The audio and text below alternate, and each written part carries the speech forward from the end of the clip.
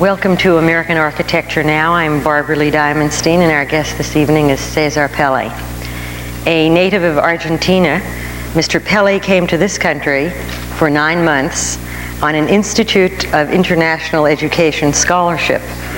That was in 1952, and happily for us, has remained here ever since. For the next 25 years, he worked in Illinois and California, and then in 1977, he came east to assume the duties of the Dean of the Yale School of Architecture and to open his own architectural office. Mr. Pelli has always been concerned with a combination of commercial concerns and aesthetic ones, and has sought to place his practice at that point of intersection. A very warm welcome to you. After earning a Master of Science degree in architecture in 1954 at the University of Illinois, you spent the next 10 years working in the office of Eero Saarinen in Bloomfield Hills, Michigan, and in New Haven, Connecticut. Actually, Saarinen's independent professional life was a very short one. He opened an office separate from his distinguished father, Eliel, in 1950 and then died in 1961. For 7 of those short 11 years, you were involved in a very close relationship. Perhaps you would begin by describing for us life in that office. Did you learn any formal kind of system from him? Was he an important influence on your work? Yes, he was clearly a very important influence, probably the most important influence in my work. Not in any formal terms, but more in my understanding of architecture, if you wish, my love for architecture, and losing the fear that sometimes one has of making buildings. It was a wonderful place to be in, particularly because it was continuously changing. When I joined the firm, it was a little atelier still of about 25 persons. By the time he died, we had 120 persons in the firm, and it had become a very highly organized and very, very efficient machine. So that the office kept on changing continuously all the time I was there. The other thing that was important, of course, was that this continuous search that Eero was engaged in, and that some of us were able to participate. And it was a search with no known or given end. It was an open-ended search.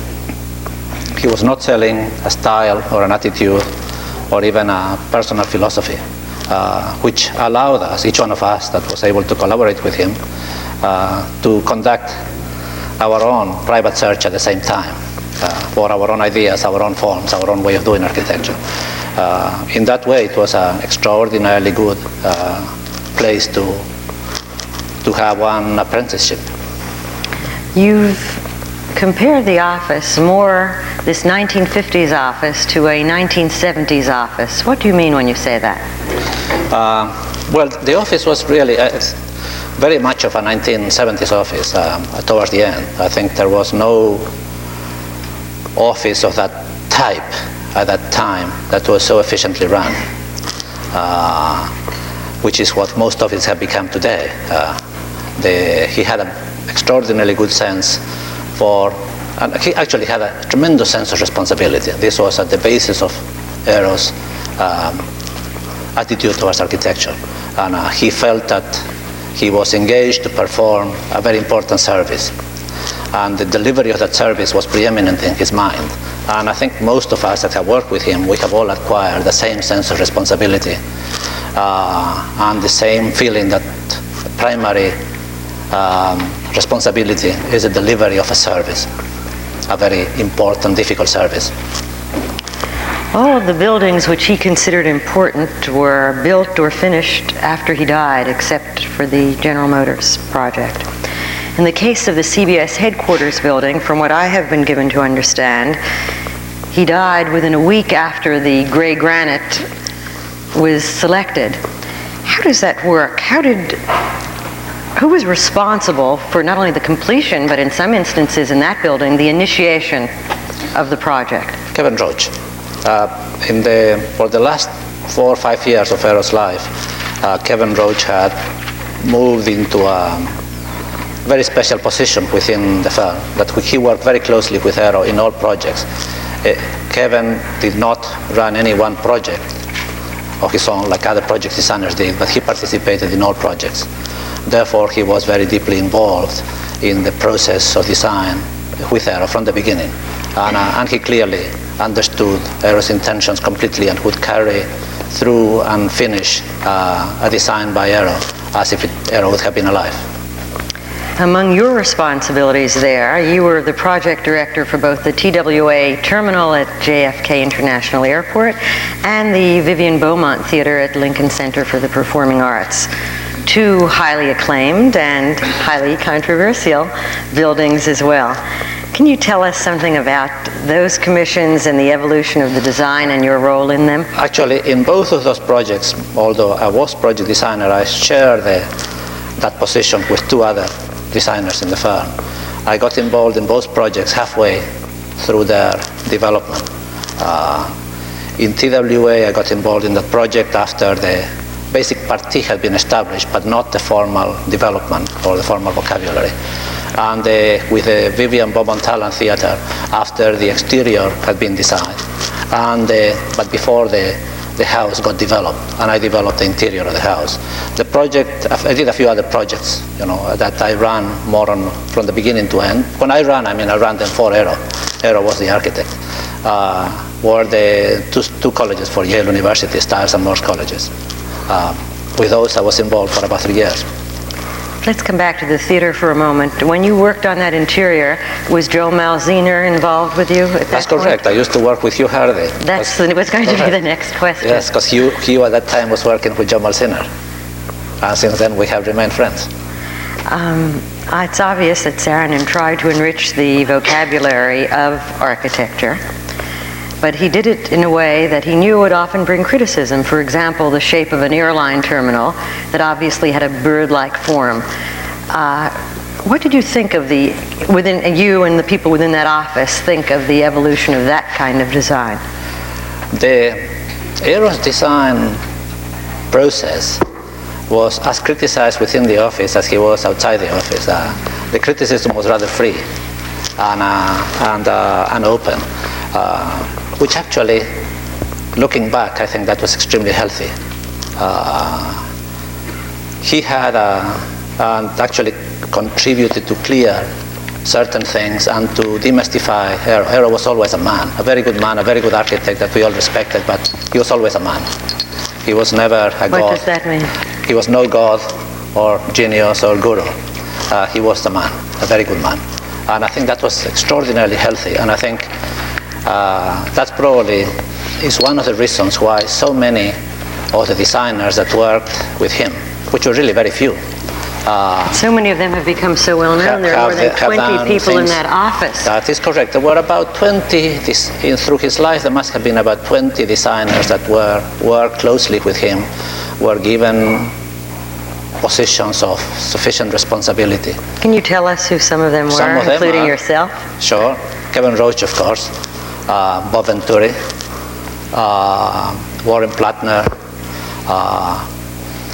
Paul Cannon, Chuck Bassett. Who else? I'll be forgetting some very obvious ones.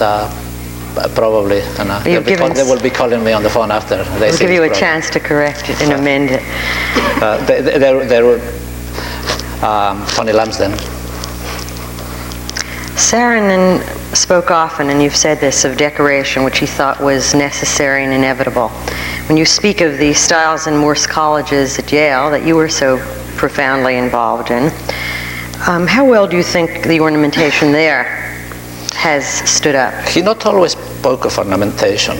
Ornamentation was one of what he always felt was that modern architecture in the international style version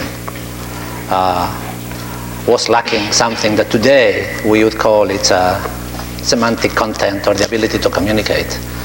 With the colleges, he was a graduate of Yale, of course, and a very dedicated Yale alumni. And for him, the responsibility was preeminent responsibility was to give Yale the best he could give, regardless of what this would do to his career as an architect. And indeed, he knew that he was in trying to do a building that would be sort of have a Gothic character, or a building that would be reminiscent of buildings in Oxford or Cambridge, that he was courting criticism, as he indeed received. But he felt that this was the only way that he could responsibly fulfill his responsibility toward those undergraduates at Yale. We disagreed we had many arguments about how best to fulfill that responsibility, but that was very clear in his mind. After the Saarinen experience, you practiced for some time in California, first with Daniel Mann Johnson in Mendenhall, and then with Gruen Associates. And in quite a remarkable fashion, you managed to become one of the few architects in the country to have made a major reputation on your own while being associated with a large corporate firm. While you were at Gruen Associates, a number of notable buildings were completed under your direction. One of those buildings, and I'm talking about the 1973 Commons and Courthouse Center in that center of architecture in the United States, Columbus, Indiana, is a building that you have described by saying that it subverts the normal decision-making process that architects usually make. Can you tell us what you mean by that? It doesn't actually subvert the actual decision-making process, but the imagined or the accepted norm of what the decision-making process What is the normal decision-making process? The normal decision-making process is one that today we'll say that the primary preoccupations are formal preoccupations, where the architect is fully in control and primarily responsible. In that project, my primary responsibilities, as you can see, that's something that I did acquire from Eero, were towards the function that that building should play. And by function, I am not talking about function in functionalist terms, but the purpose of that building, the intention of that building, the basic intention of that building, what our client and patron Erwin Miller, who together with his wife and sister, Mrs. Tungeman, donated the money for the project and donated then the project to the city of Columbus. Their intention was to do with architecture, to try to provoke a change in the way that the city would function, to bring people back to downtown, to bring back life into downtown of downtown Columbus. By the time we were engaged, many of the stores were being boarded up and people were fleeing to the suburbs. So that was the primary intention, how to develop with architecture a social condition that would affect a change. And this was what was preeminent in our minds. The importance of creating this is really very basic. In a town where the primary life action takes place in the suburbs, the town fragments itself into ethnic and economic enclaves, which may be good, I doubt it very much, for those most affluent, but clearly it diminishes the quality of life of those less affluent. They shop in a shopping center for the poor, and they have a school for the poor, and that's all the extent of their life. Downtowns are traditionally the area where all of these groups, and also age groups, which cut, let's say, if one can say that the cuts are vertical cuts that separate economic and ethnic groups, there are also horizontal cuts that separate age groups, teenagers from the young and active and the old, and sometimes even the children. And all of these groups become fragmented and our lives become much poorer. Downtown, a fully working downtown, should be able to attract and provide a rich life for all of these groups, not separately, but together.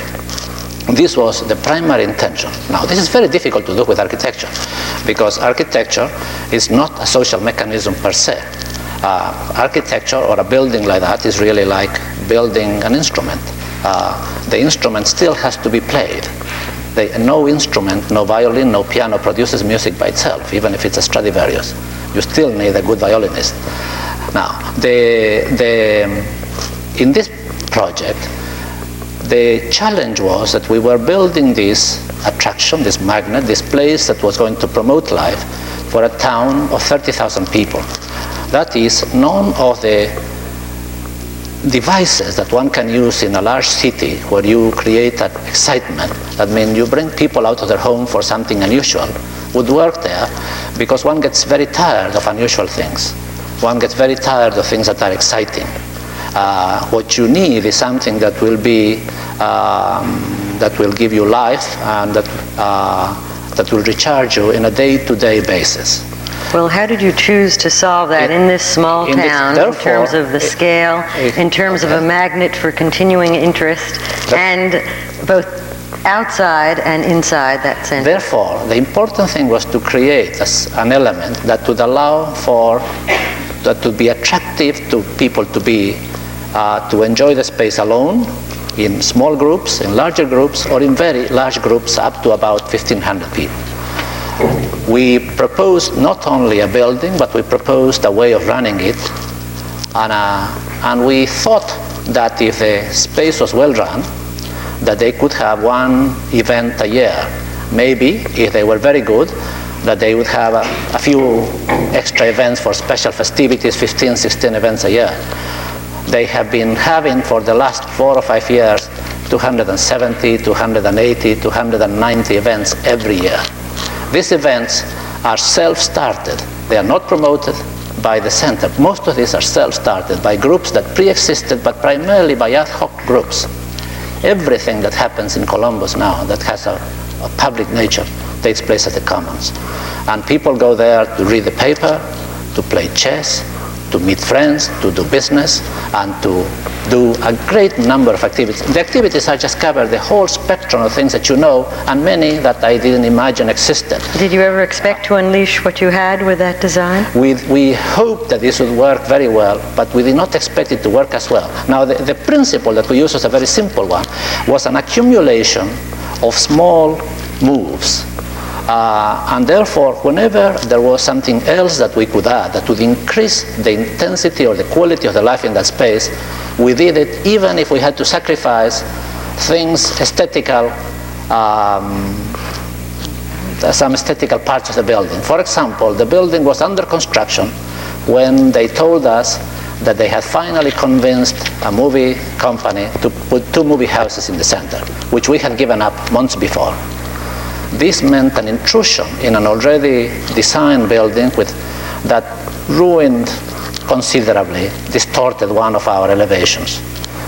But when I was told that they could bring these 2 movies, I didn't doubt for a second. I said, wonderful, we'll make room for them. And so your primary concern was not an aesthetic one, but whether the building would work or not? We were concerned with the aesthetics, and I think we have a very beautiful building.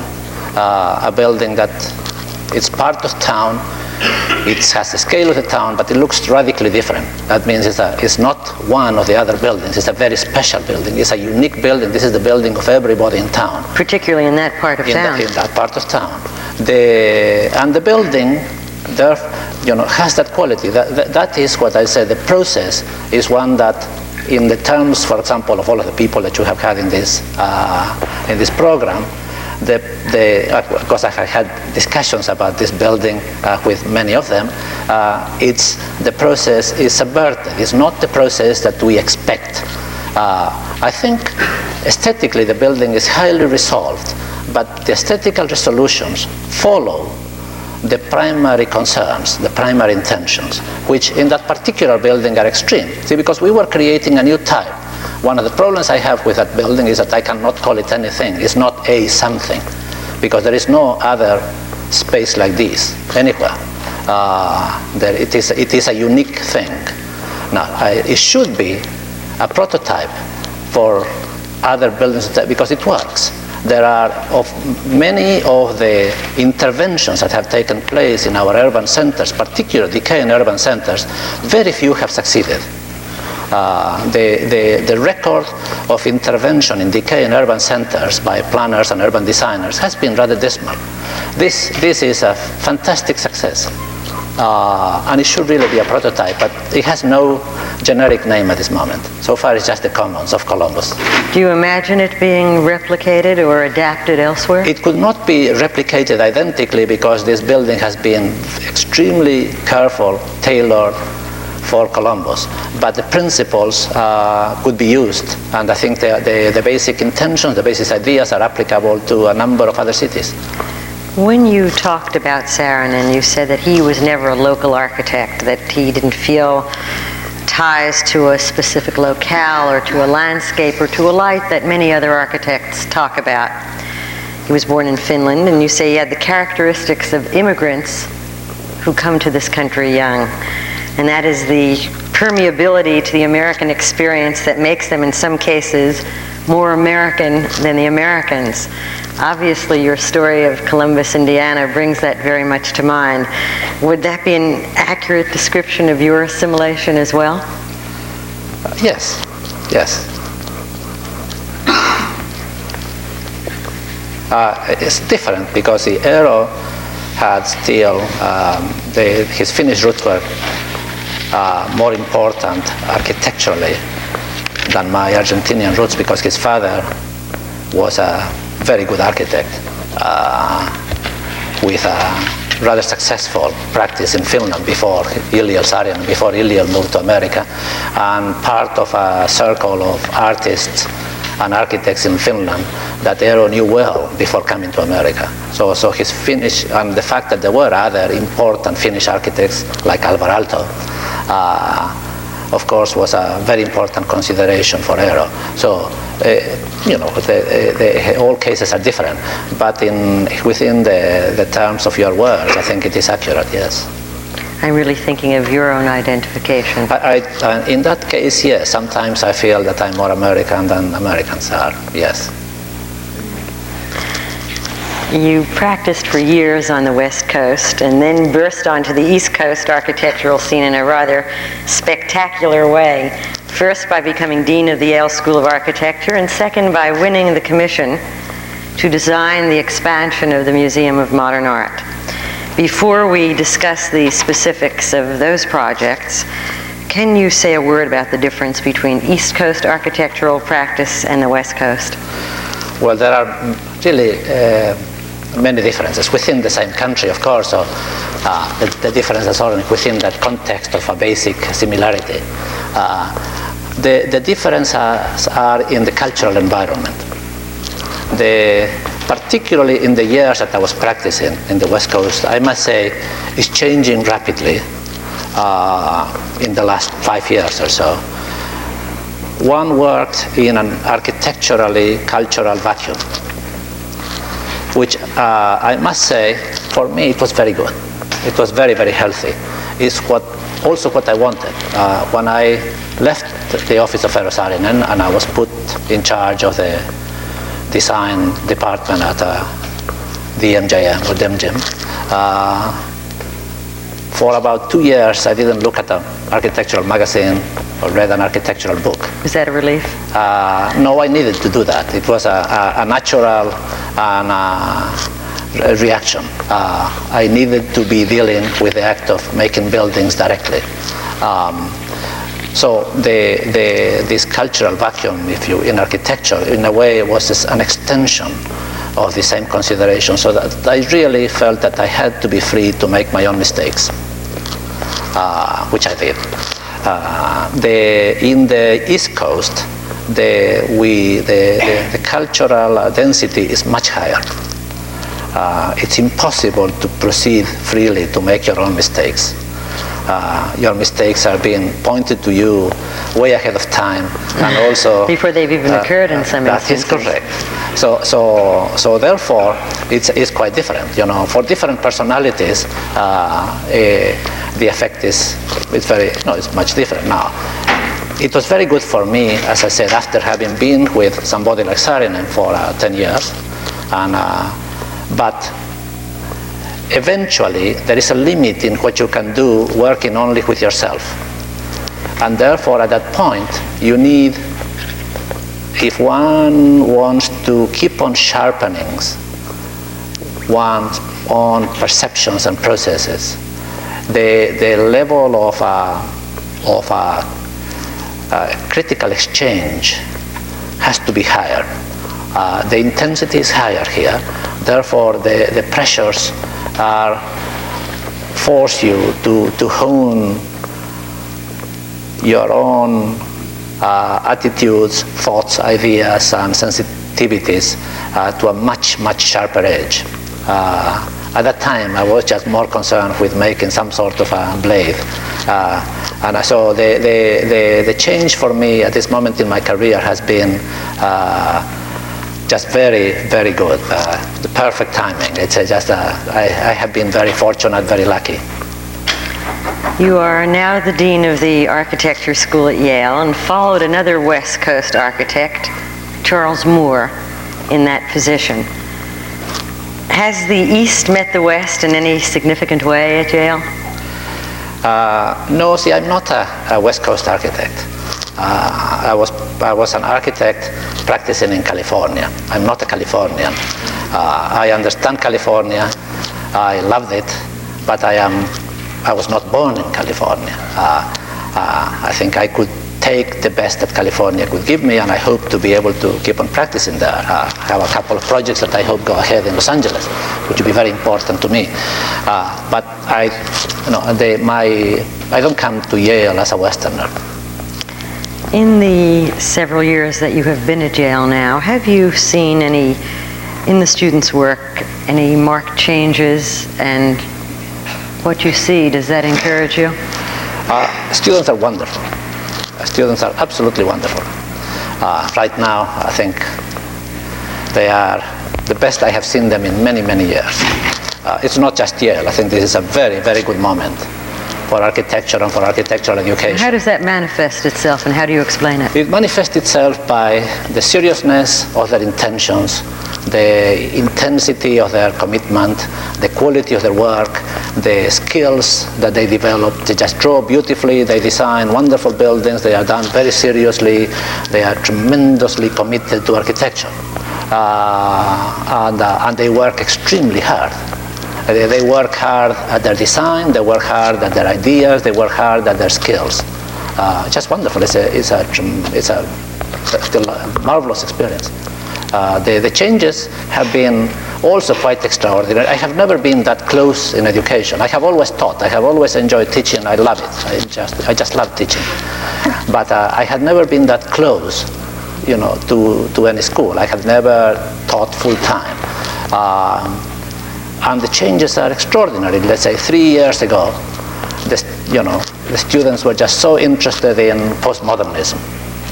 This was what everybody was concerned, talked about. About 2 years ago, postmodernism had passed, and the interest became the neo-rationalists. And we do this because we have these very long meetings with large groups of students to see who are they interested in having as lecturers or as guests. And this is how I get my primary feedback. And what's this year's front edge? This past year were only individuals who they thought were doing working with ideas in an original way, their own ideas. And for this coming year, this was the most interesting thing. I had a group of students, and what they want to talk with is with architects that have built large buildings. And they really says, we really want to talk with people who have built. Well, what does that really reflect? Is it a barometer of their work, a reflection of the attitudes of the architects, of the teachers who teach them, or the architects whose work they respond to? They are, as they should be, extraordinarily good weather vanes. They perceive the slightest changes of winds in the intellectual and theoretical interest of the profession. And they can see at each moment where it points, as I say, as you can see in a rather exaggerated way. But the present interest is on buildings, which is quite extraordinary. And the courses that deal with putting buildings together and getting buildings built in their elective courses are highly subscribed. They all see that what is at issue now is knowing how to get buildings built and how to build them well. Well, they are about to witness, I guess, their master take on one of the most, I guess, hazardous tasks that an architect can take on. And I'm referring to one of your current assignments, and that is the design of a residential tower and gallery expansion for the Museum of Modern Art. A project that is a response to, I guess, complex and often contradictory demands. Why don't we start by dealing with the realities, some of the problems that are familiar to some of us that you faced with a museum. You might start by talking about light and shadow and density and aesthetics and demolition and neighborhood structures and community boards and architectural historians and anything else you would like to add to that long litany. Do we have 10 hours? Look, why don't you give us the capsule version? The most unusual or difficult thing in this project, of course, has been the fact that we have not only have to design this project in a glass bowl, but that there were hundreds of people with hooks and nets and harpoons all around the glass bowl while we drawing boards too. While the project developed. This is, clearly what has made what is most unique about this project. It has many other unique characteristics, but that has been the most unique characteristic. We had, until we had our schematic design approved, by the time we took it for approval, I realized that I had made about 90 casual presentations, plus about 40 formal, highly elaborate presentations of the project. Normally, a project of that magnitude will require 2 presentations, and maybe the 2 would be casual ones. Who was the master that you as the architect had to serve on this job? Was it the museum, the city, the Trust for Cultural Resources, the public, the developer, the co-architect who was hired by the developer? How did that all work? Primarily, I would say the museum. Clearly, this is a very important building for a very important institution. In the way that I have served the public also has been because the public has been truly concerned with the fate of this institution. I must say, although the process has been difficult, and every time I came out to the community board rather, exhausted, I had to say to myself and to my associate, this is really a wonderful process. That's why you were the ideal architect for the job, among other things, your resilience. In our case, the process was maybe exaggerated because of the tremendous interest, but this was true public participation. These members of the community board would stay incredibly long hours, eating some stale sandwiches to stay discussing late at night. This was their dinner, and to stay discussing late at night this issue for which they were not paid a penny to do, which would not bring them any benefits. And this was really very impressed. Well, they may not have agreed, some of them may not have agreed with me, but this was done in true civic participation and a dedication of oneself to a civic cause. I think this is a very remarkable experience. Our open hearings were crowded with interested parties, people who were very concerned with the museum or with the street or with the quality of New York. This is, I cannot help but feel that this is just tremendously positive. It may have made it very difficult for us, but I think that's a very small price to pay for something so valuable. I quite agree, but how responsive were you and the museum to some of the requests, suggestions by those outside forces? Well, the level of our responsibility, of course, will be the judgment different depending from which point you look at it. But we took every request very seriously. Some we felt where possible, made sense, and we incorporated those requests. Great many, having to do with how much we encroach on the garden or the shadows, and we worked extremely hard as to make the absolute minimum possible intrusion on the garden and to keep the shadows to the barest of minimums. The qualities of the facade, how we should deal with the Edstone facade or the Philip Johnson buildings. We took all of those considerations very, very seriously. Some we could, of course, incorporate in our design, some we could not. You know, for example, the very basic request of some the Richard Morris facade. That we do not build the tower. That one we took very seriously. Well, why did you not incorporate the Richard Morris Hunt facade of the bookstore into the new? Two reasons. The first and most important reason is that it was physically and economically, particularly economically, unfeasible. The Richard Morris facade, Richard Morris, not Richard Morris Hunt. It was not Richard Morris Hunter, it was his nephew, which was not exactly Richard. No, I don't think it was Richard Morris Hunt. It was just Richard Morris. It was his. The facade of the bookshop annex was built 3 to 4 feet inside the property line, when the tower, in order to barely make sense in terms of the museum galleries and in terms of an economical apartment tower, had to be on the property line. Therefore, the new building would have had to cantilever around this facade or enclose it in some manner, which we checked structurally, and it was just incredibly expensive. It meant a few $million on this process.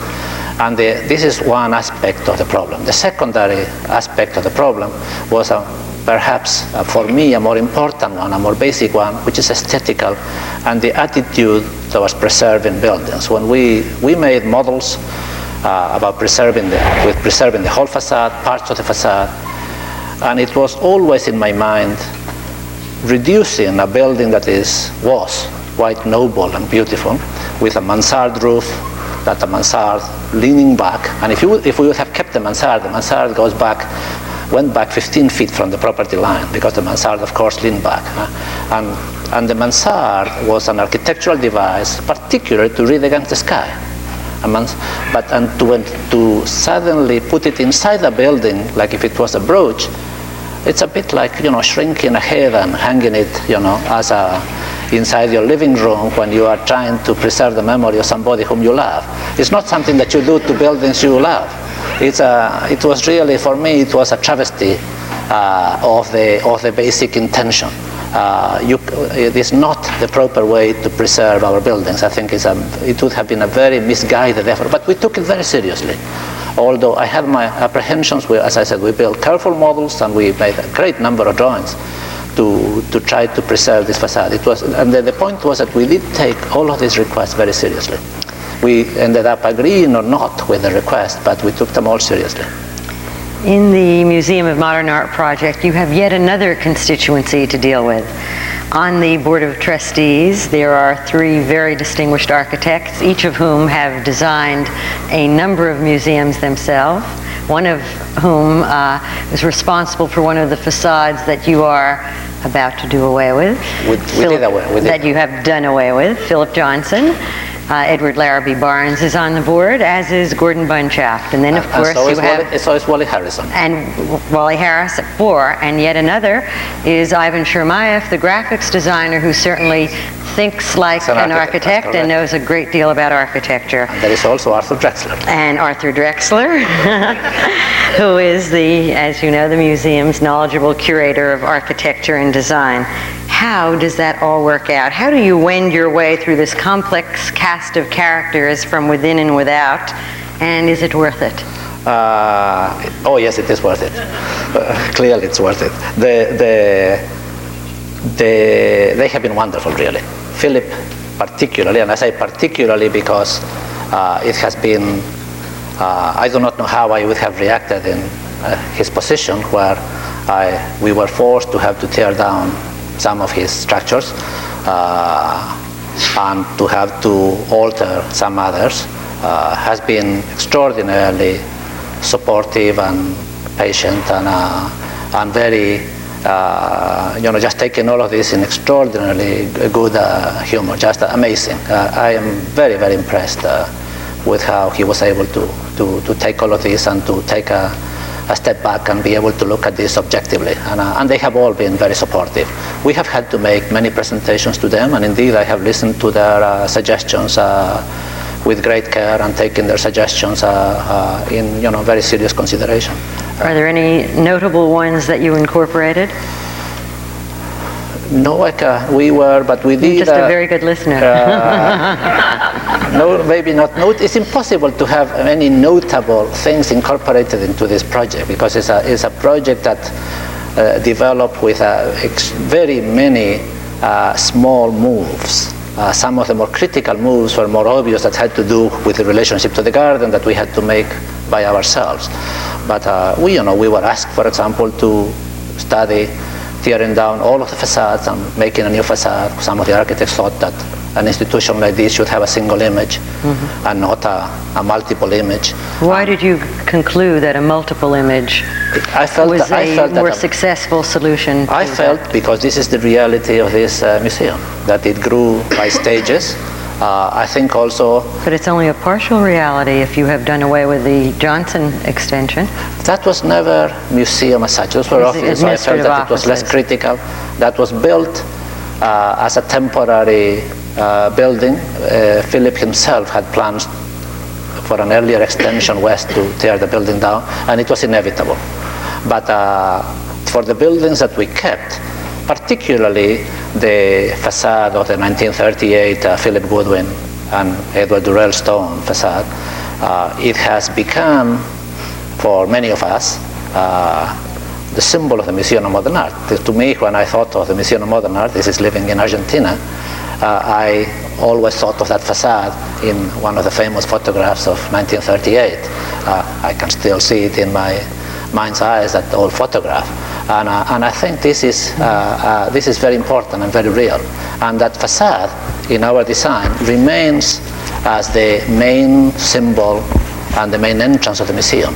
That facade is being kept as the only discordant element in color in the whole street. It's the only white element in a very dark street, which is, of course, what was done in 1938, because in 1938, if you built a modern museum, you built a building that was new and clean and white and sharply machined, and also one that stood in contrast of the older masonry buildings of the street. Now, that contrast is something that, it reflects on the attitude of a time. See, remember, it is a museum about modern art. Well, so you raise a very important and interesting question, particularly at this point in time when the ideological fervor that the museum had in the days when it was first opened or its original building was erected has been lost. In fact, there is much talk of the purpose of a modern museum. Is it modern or is it contemporary in what some people call a postmodern period? There is even question if it is justifiable to do a modern building there now. How do you feel that you have solved that problem, if it has been a problem at all? Well, as you know, I don't quite agree with the feeling that the modern movement or the modern ideology is over. It isn't. Otherwise there would be no terms like postmodernism.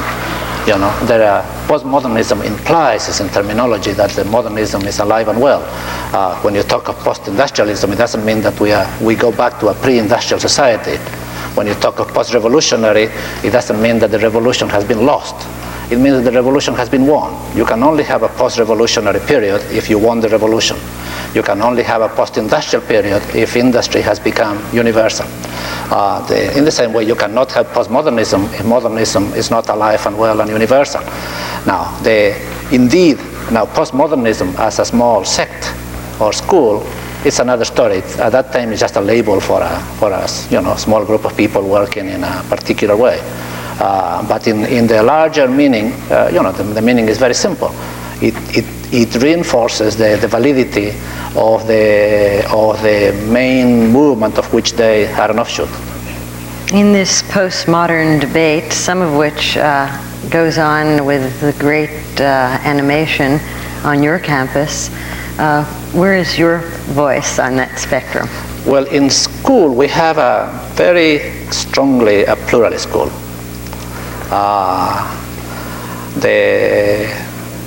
We feel that we are living in a period of ideas are being exchanged, discussed, reformulated, and new ideas are also being proposed and formulated. And our students want to be right there where the ideas are being proposed and formulated. So therefore, we are very open to all of those who we feel have some new ideas to contribute, or old ideas to be re-expressed in coherent terms. The question is the validity, not the newness of the idea. So that in the campus, the school is pluralistic. I have no intention whatsoever of imposing on the students or in the school my particular vision or understanding of where architecture is at. Let's come back to the Museum of Modern Art for a moment. You're faced with yet another complex decision there now, and that is soon after the extraordinary send-off that the museum is giving to its former incarnation, and that is the remarkable exhibition of Picasso's. The question that you are faced with, and I guess you try to balance the imperfect options, and that is, does the building close for 2 years, or does it remain open on a partial basis for a longer period? What is your plan for proceeding with the construction? Fortunately, that is not my decision nor my plan. That is a very difficult decision that the museum will have to make, and that is in the process of analyzing all of the pros and cons and costs, and both subjective and economical costs of these alternatives. If to close, for how long, and what aggravations, and no decision has been made yet. Well, neither of them are obviously satisfactory solutions for the museum, the architect, or the public. Well, but of the two, which would you prefer? It's not clear, because there are no architectural solutions. Architecturally, of course, from a construction point of view, if you forget about the other issues that may be more important, the simplest thing is to close it all, you build it once, in 2 years you open again. But that is clearly unacceptable for the museum, and for the people who love the museum, and for the sense of the museum is a part of New York. I don't think that museum can close for 2 years, and I don't think anybody imagines that the museum can close for 2 years.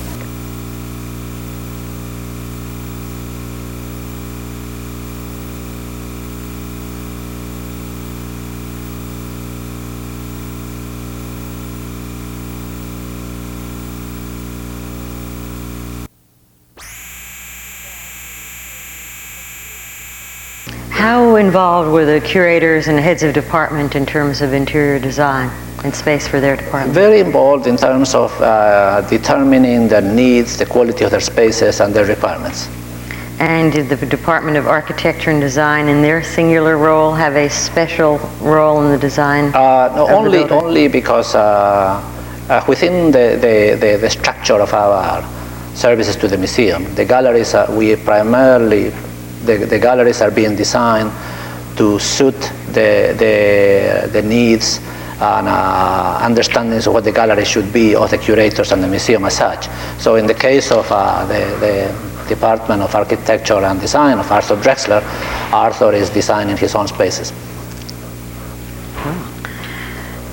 Well, it certainly has been, I guess, one of the most complicated projects that one could take on for all of the multi-reasons that we describe. I wondered if you've often wished that you could just go off somewhere and design a simple building free of some of these pressures and problems. No, I do have some commissions where I design some buildings free of these pressures and problems, but I will not exchange them for anything. No, actually, see, in some ways, the Museum of Modern Art represents, in a very critical way, the characteristics of the buildings of our times, or the kinds of decisions we have to make. our world is not perfect, and there are ideal solutions are not possible. Actually, I believe that the search for ideal solutions does great harm to good solutions, because they divert the intentions from the possible to the impossible. And the Museum of Modern Art makes very clear, and it's a project that brings those conflicts very, very clearly into focus, that you have to make decisions between conflicting requirements. Actually, all of life, the most important decisions we make in life are about conflicting goals, conflicting ideas. And we have to make those decisions, and that's sometimes the difference between a good life and a bad life. And the same with buildings. Making the correct decisions when you have conflicting goals is what makes for good buildings and bad buildings. And I think actually that adds to this particular project a tremendous amount of vitality. The fact that there are apartments in the same site that there is a museum, that there is not a pure ideal site that you just have a very wealthy donor or patron that will just give untold amounts of money so that the perfect museum can be built. But no, it's in a tight site in New York. It's very difficult to expand it. If you build a tower, it's cast shadow, and you have to build a building that will produce revenues on top of buildings that are for culture. I think it's really part and parcel of our lives in our cities. We do in our cities mix commerce with culture, with pleasure. This is what cities are all about, is that combination, that bringing into close proximity, it's all life. You know, a person living in an apartment is not any lesser than a person looking at a painting. These are all manifestations of lives of people. And I think each manifestation has its own dignity. An apartment is not less worthy than a museum. You described the project earlier as designing something in a glass bowl, and that is certainly something consonant with one of your recurring interests, and that is the use of glass. Transparency is a phenomenon whose aesthetic qualities have concerned you for some time. Some people call it literal transparency, and I believe you prefer perceptual transparency. Can you tell us what some of the characteristics and some of the aesthetic implications are of that reference of yours? Well, my interest was because, Colin Rowe wrote a wonderful article. Together with Mr. Slatsky? Together with Bob Slatsky, Transparency, Phenomenal, and Literal and Phenomenal. And I thought their article was a wonderful article, was one very important article, and I think Phenomenal, Transparency, they made it part of our vocabulary, and their descriptions of this phenomenon have become, we have all learned a lot from it. I only took an aside because they took some swipes at what they call literal transparency, and I felt they did not understand it. So that's why I wrote my article on perceptual transparency. My interest is manifold. One is because this is one of the materials we really have to learn how to use, clearly. Architecture has been shapen, clearly given shape, given form, given a theoretical background by stone construction for some 5,000 years. All of the theory of architecture is based, aesthetical theory is based on stone construction. Now, stone construction is all over. Unless our society goes through a violent upheaval, stone construction is all over. In order to have, because there have been social changes that will make it impossible to go back to the dominance of stone construction. In order to have stone construction, you need to have a class of people that is willing to work for almost no money, in large abundance, and be highly skilled. Today, you would have to pay those highly skilled people 25 cents an hour in order to be able to produce buildings that will be primarily stone construction. So you're saying that arches and keystones and columns are really part of another era? They are gone. So therefore, the primary meanings of all of these elements is gone. The secondary meanings remain, and they may have life for a while, but they cannot ever again serve as a basis or illuminate the transformations of architecture, the new movements of architecture. If an architecture is going to have life and survive, it has to deal with its own characteristics, with its own time. The emergence of stone construction created a tremendous revolution over previous forms of architecture. which were primarily architecture of sticks and grasses and skins, with totally different formal characteristics, the nomadic construction. And the emergence of stone construction changes radically the formal, the theoretical basis for formal decisions in architecture. And the disappearance of stone construction also will force us to change the basis for our development of a theory, of a formal theory in architecture.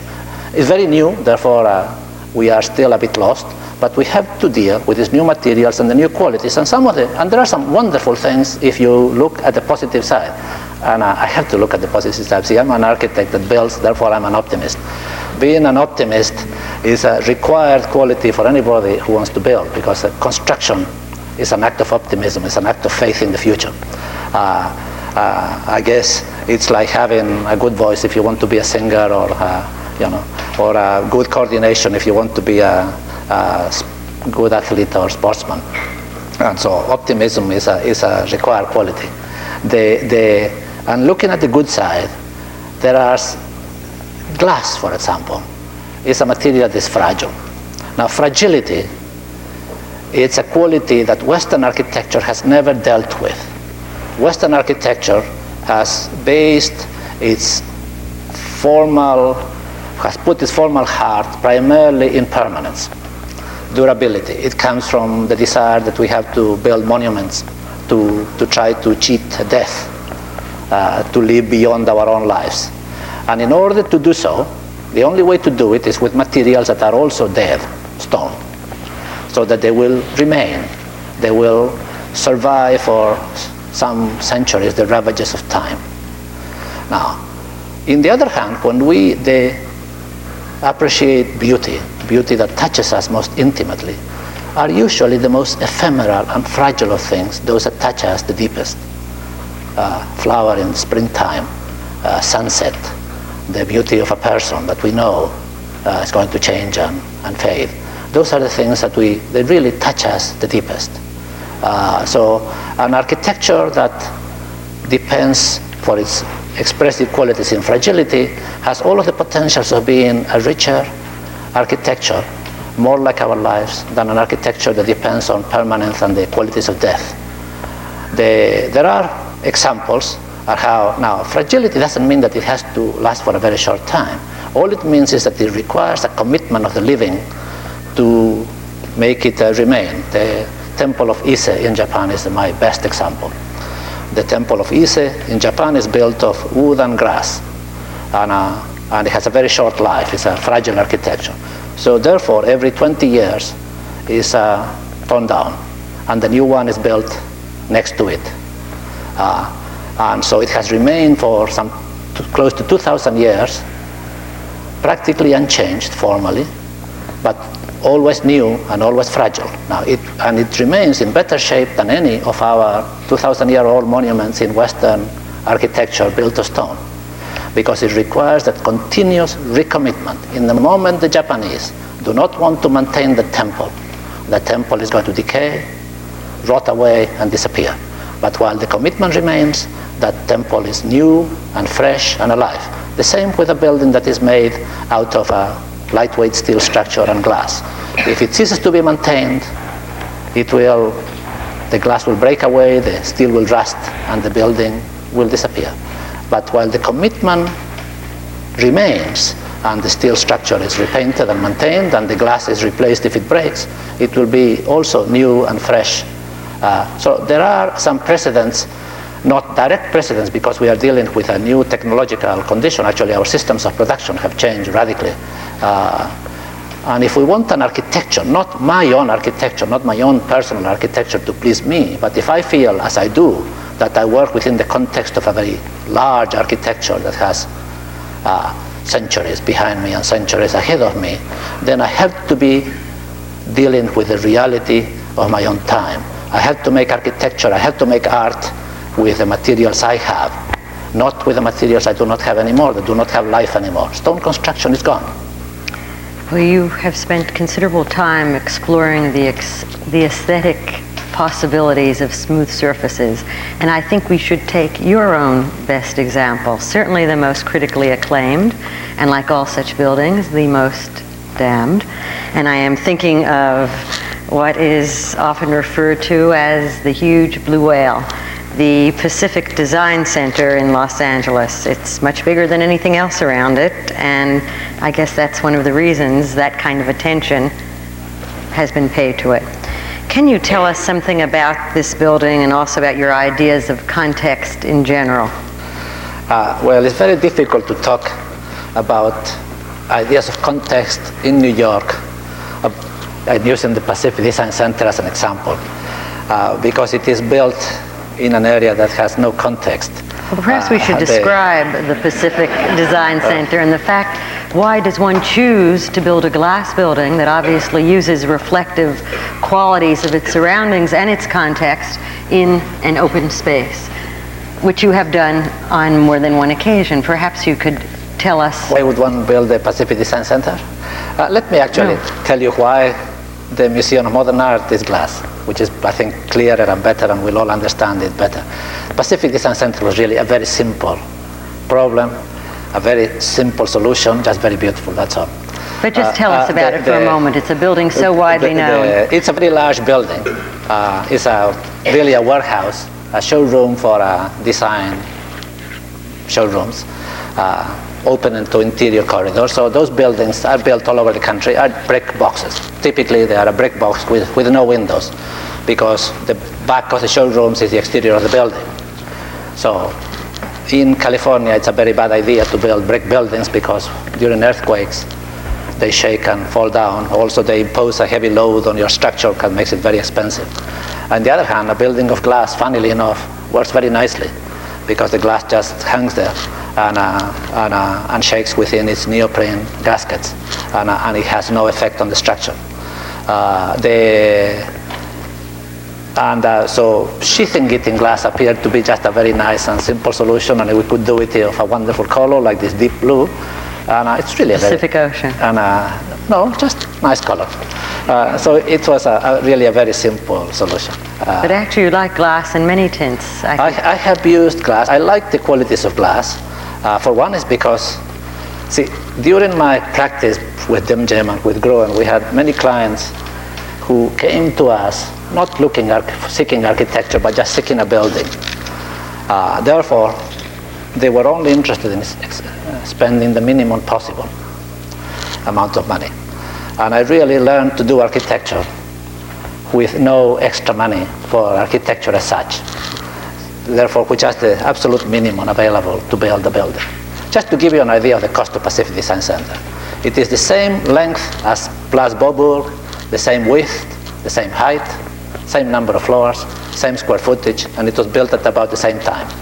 And the cost? And the Place Beaubourg cost somewhere between $90 to $150 million. Ours cost 18.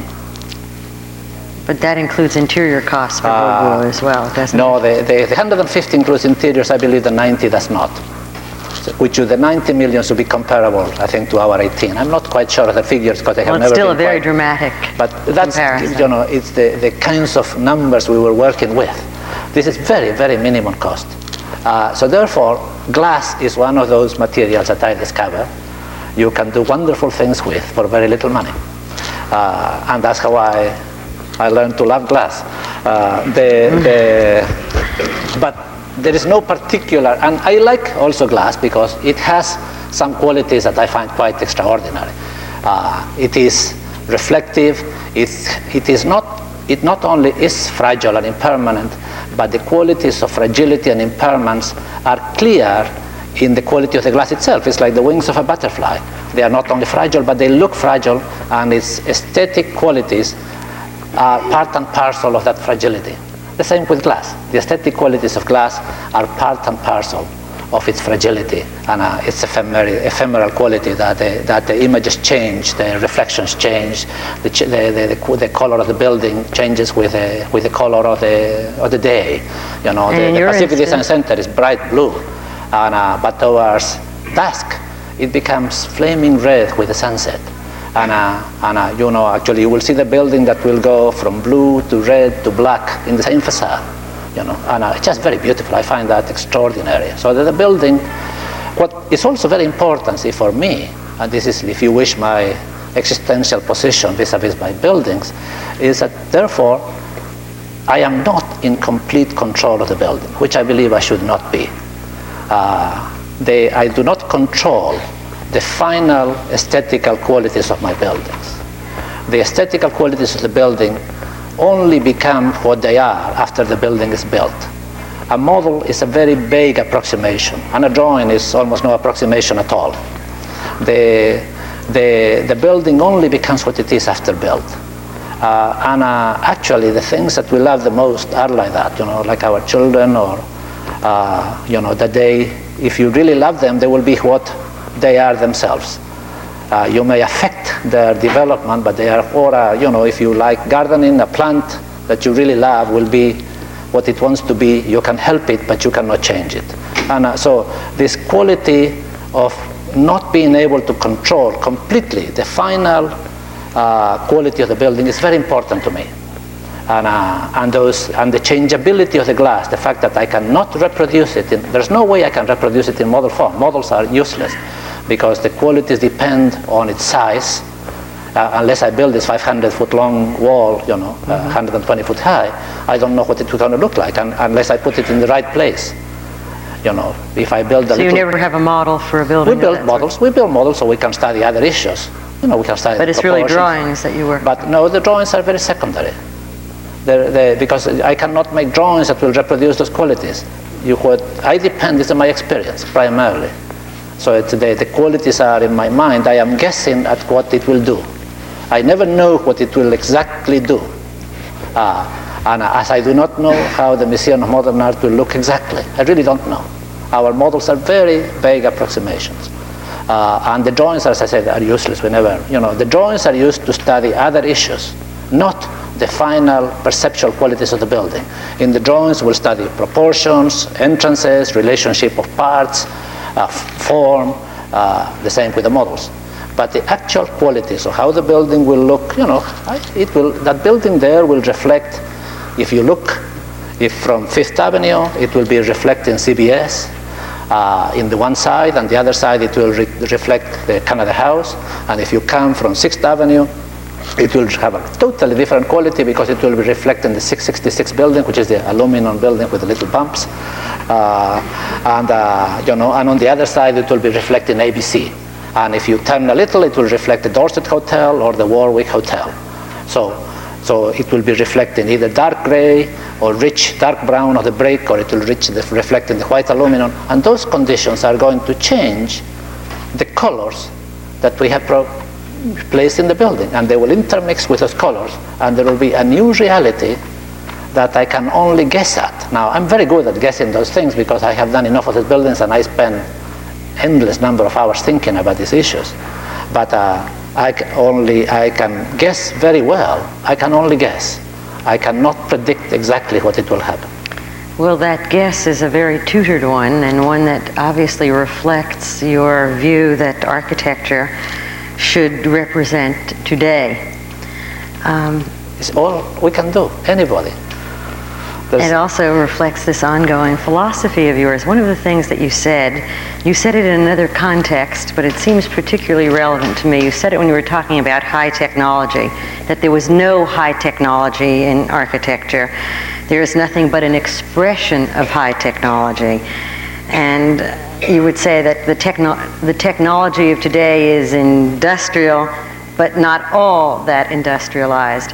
And then the phrase that you used to sum up that particular view was, and I'm going to quote you, and it is, quote, "I personally feel that the only safe ground is the middle ground."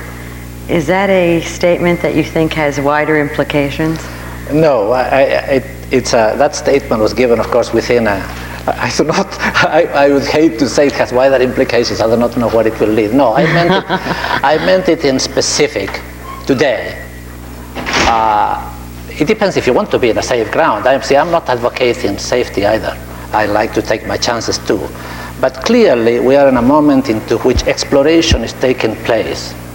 Now, there are two things that are happening. One is exploration, and the other one is the building of actual buildings, where we assume very specific responsibilities.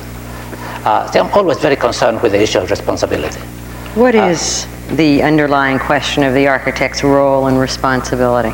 Well, see, the architect assumes, when a contract is signed, substantial responsibility towards the society that engages him or her.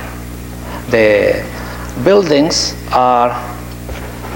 imply the architect assumes the responsibility for handling very large resources. These are the savings of our social bodies. A building, seems to be that the average cost of a building today, according to my commissions, is about $30 million. 30. That's a lot of money. 30 million for any social group. 30 million now. The architect is entrusted with a judicious expenditure of those $30 million to provide a social good. Somebody is being entrusted with the handling of that money. Somebody may be the head of a commission or of somebody who has earned the money, but somehow society has entrusted somebody with that money who takes the role, therefore, of that client. And the architect has to, in an intelligent way, use those resources. And not only you are using resources to provide a social good, that's why buildings are built. When you build a speculative office building, although the motivation may be the motivation of a developer to invest money, the purpose is to provide working space for a number of individuals, for a number of members of our own society. That's the real intention, that's the real purpose. So even when you do a speculative office building, you have a social responsibility to discharge. That's a basic. Architects have always done so. And at the same time, today particularly, you have the responsibility of using our resources, intelligent, physical resources. The resources that are non-replenishable, the same as energy. This is a very critical responsibility that the architect shares. In a way, very rarely the architect assumes alone any of the responsibilities. Whenever a large building is built, what the architect does is to become a member of a team. One really enters into a collaboration where hopefully the responsibilities of the architects are well delineated, but there are overlaps all around the edges. One collaborates with the persons that put the money, one collaborates with the people that may lease the buildings or operate it or run it, one collaborates with the contractors, with the people that are going to build it, with the people that are with the janitorial services that are going to clean it, run it, use it. One enters into a rather complex collaboration, not to speak of all of the public bodies that have to support that building and provide it with electricity, water, sewage, etc. So that one enters into a very complex collaboration into which one really has to discharge one's part of that collaboration. And that's very, very important to me. I feel that one has indeed, and I have said this before, privileges as an artist. But I think those privileges as an artist I can only exercise them after I have discharged my responsibilities as an architect. The discharge of my responsibilities have to come first. Only after I discharge the responsibility, I have earned the right to do art. One of the collaborations that we've been talking about for these several months now is that collaboration and that potential collaboration between architects and artists, a question certainly of increasing concern to many of us. Is that something that you have ever done? Yes, a few times. The most successful one is in the Commons of Columbus again. The sculpture? When we work with Jean Tinguely, where the sculpture was designed for the space. I first met Jean Tinguely. He had come from France, and we met at the Indianapolis 500, which was a wonderful place. I did not know, but he's a racing car nut, totally. What were you doing there? Well, see, the Indianapolis 500 we happened to meet in Memorial Day, and it's very close to Columbus, so he suggested this, and we said, sure, why not? It's the first time, only time I have seen it. But for him, this was fantastic and became an annual ritual. So we met with Jean Tingali, and after that I gave him a program for the sculpture. I told him the sculpture should be about this size and about this color range, and it should move slowly, and it should have this quality. And he first reacted very badly. I thought he was just going to walk away, because of course sculptors never get a program. But after a while, he realized that I was not going to be on his back. And again, I never told him anything else afterwards. He was totally free to interpret and to develop his sculptures. And it was, we had many discussions and meetings, and it was wonderful. The sculpture and the building have been designed for each other, and they go together. His sculpture, he calls Chaos Number 1, activates the building, gives it life, and the building shelters the sculpture and gives it form.